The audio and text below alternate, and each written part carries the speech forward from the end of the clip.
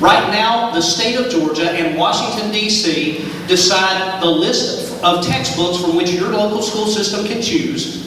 They decide whether your students at your local school can pray before their own Friday night football game.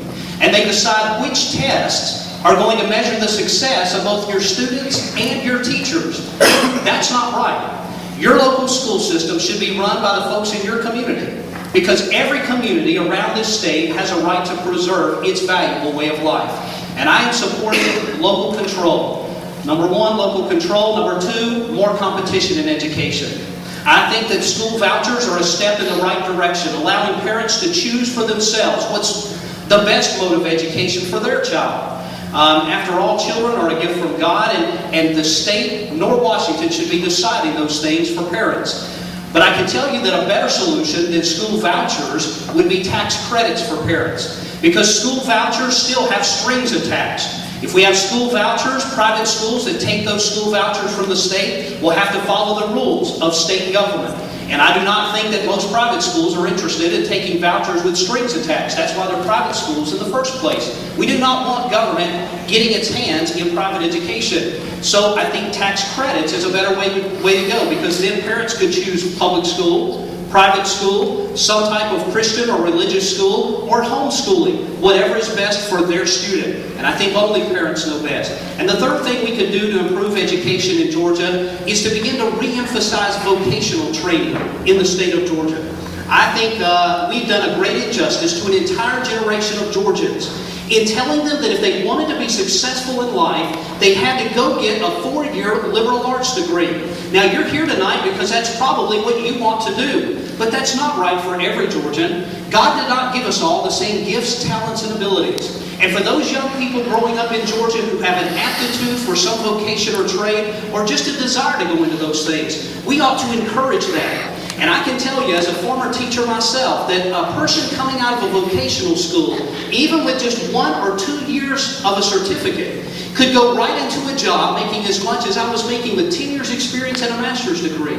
So we ought not be discouraging those young people. We ought to encourage them to do that. They would be productive members of society. They would be able to pay for themselves and their families without expecting a government handout. And they would make Georgia one of the few places in America that still have a skilled, trained workforce. Local control, more competition, and re-emphasizing vocational training here in Georgia.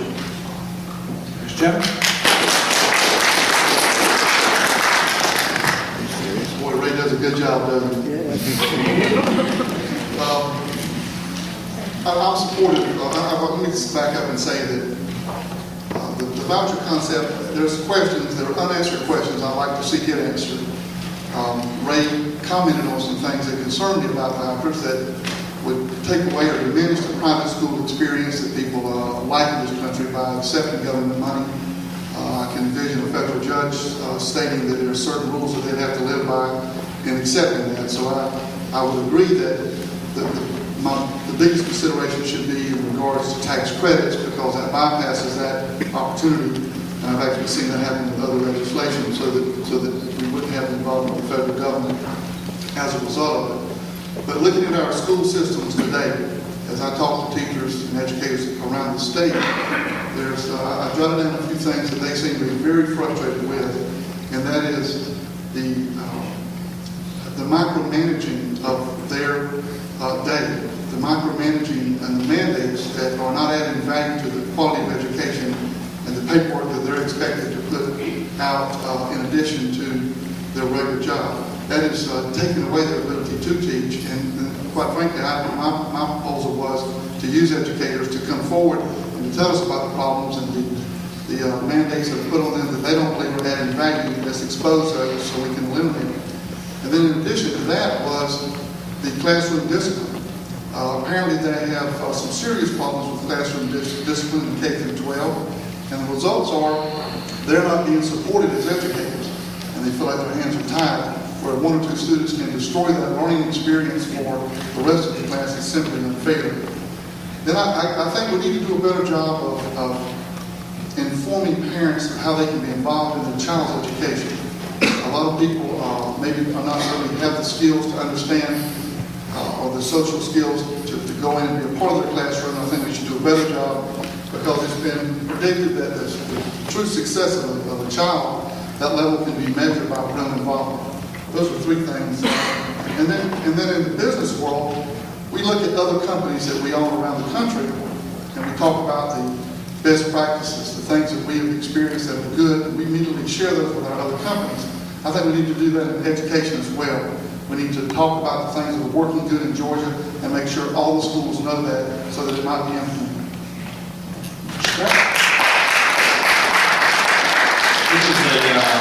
This is a very personal issue for me. You see, I have a 10-year-old son, Wells, that I love very much, that's in the public school systems.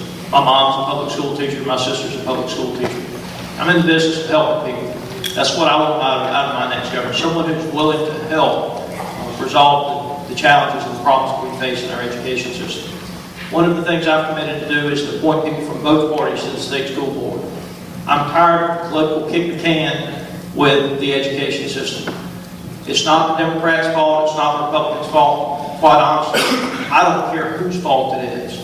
It's all of our fault. Those of us who have been up there for not being able to put partisanship aside and get things done for our kids in this state.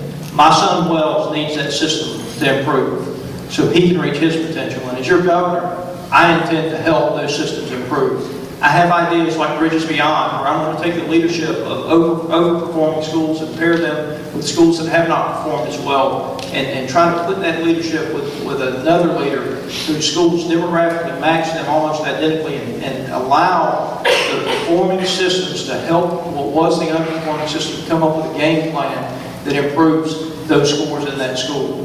I take this issue very personally. I take it very personally, and I promise you this: if you want to go that's going to work with educators, listen to educators, and help improve that system, I'm your candidate. I do not support vouchers. I think that I know they've been ruled unconstitutional in many other states. I don't think that's the solution to the problem that we have. I think it absolutely guts the public school systems in this state, and I think that the end result of vouchers is a state that does not have a public school system that can provide the education that we need for an economy going forward.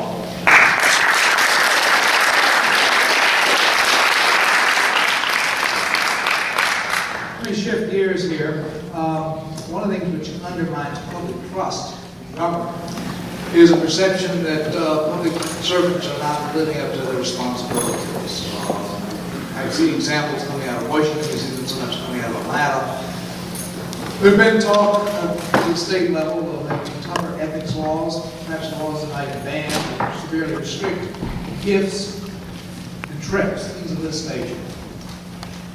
What are your feelings about those, Mr. Chairman? Are you in support of those kinds of limitations or some other changes in ethics laws? Yes, sir. Well, I don't know that you can't write a law that somebody will figure out a way around it, especially it seems like with ethics. But that's still no excuse not to have strong ethics laws in Georgia. I had recently introduced a bill that would require any elected official or department head to disclose a gift that he received in addition to $100. The reason I set the bar at $100 in the event that someone sent flowers to a funeral, for example, a wreath, would fall under that. Recently we saw some legislators and the governor had taken some trips by an individual who was doing business with the state on a hunting trip. And apparently that there are some provisions that some people other than lobbyists do not have to report that. So this would cover that and require anybody, including the local government, to receive some type of gift from somebody and would have to state the reason why.